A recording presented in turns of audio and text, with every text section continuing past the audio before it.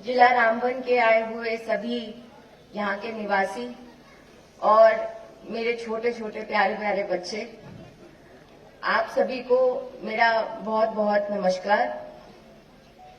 आज सबसे पहले तो मैं डिस्ट्रिक्ट एडमिनिस्ट्रेशन का शुक्रिया करती हूं कि उन्होंने नेशनल वोटर्स डे और बेटी बचाओ बेटी पढ़ाओ के थीम पे जो आज ये कार्यक्रम किया है और हमारी छोटी छोटी बच्चियों को फेलिसिटेट किया है।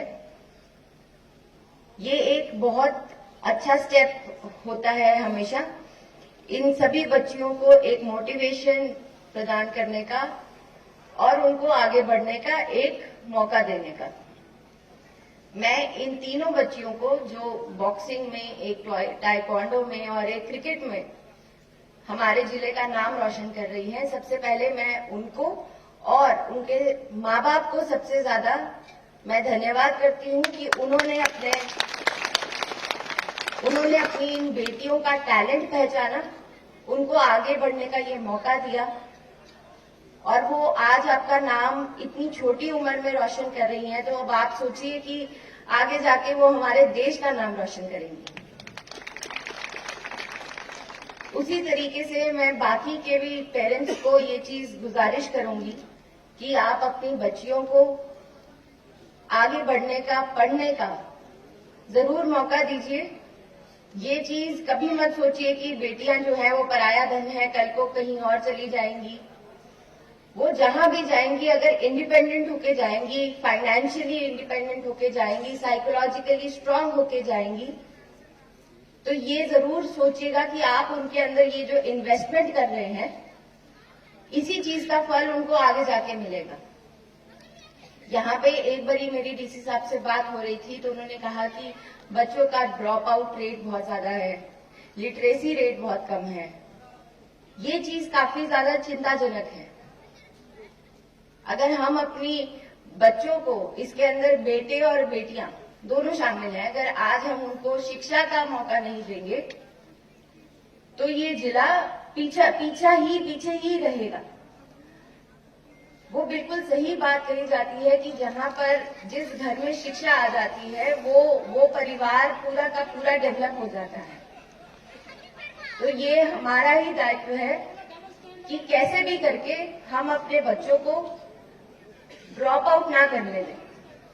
आजकल सरकार की बहुत सारी स्कीम्स चल रही हैं जिससे कि बच्चों को पढ़ाना जो है वो बिल्कुल सरकारी जिम्मेदारी हो चुकी है। उनको अच्छी शिक्षा अगर आप आज देंगे तो तभी वो कल नौकरियां पाएंगे, तभी वो ड्रग्स जैसी चीजों से दूर रहेंगे, तभी वो किसी तरीके से भी क्रिमिनल नहीं बनेंगे।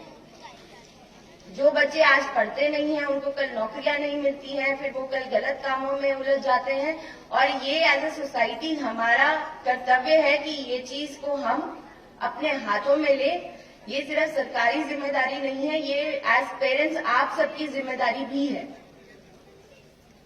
ये शायद बहुत कम लोग जानते होंगे पर मैं भी अपने माँ बाप की इकलौती बेटी हूँ।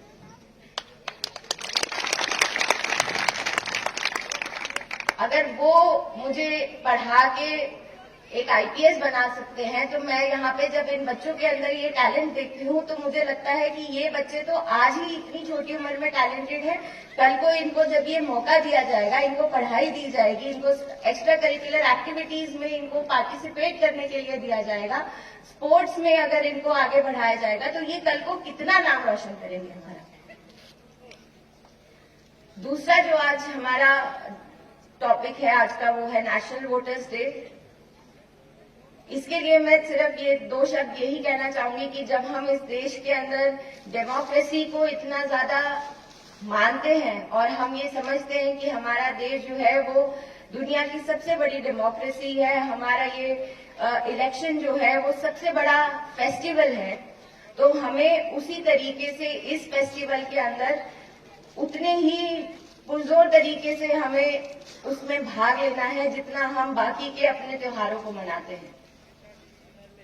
जिस तरीके से बच्चे अपनी छोटे छोटे खिलौनों के लिए जिद करते हैं, मैं तो बच्चों को बोलूंगी जिन्होंने आज यहाँ पे इतने कल्चरल एक्टिविटीज करके और स्किट करके ये अवेयरनेस फैलाई है कि जिस दिन वोट देने की बारी होगी, आपको अपने मम्मी पापा को जिद करके बताना है कि आज अगर आपने वोट नहीं किया तो हम खाना नहीं खाएंगे। और जब आप लोग 18 साल के हो जाएंगे तो आपने भी वोट देने जाना है, क्योंकि जैसे कि वो स्किट के अंदर बताया गया, आप अपना 5 साल का भविष्य अपने जिले का, अपने देश का इसी एक वोट से तय करते हैं, और ये ना ही आपकी राइट है, ये आपकी ड्यूटी भी है। इन्हीं शब्दों के साथ मैं आप सभी को बहुत बहुत धन्यवाद करती हूँ। Thank you. जय हिंद, जय भारत।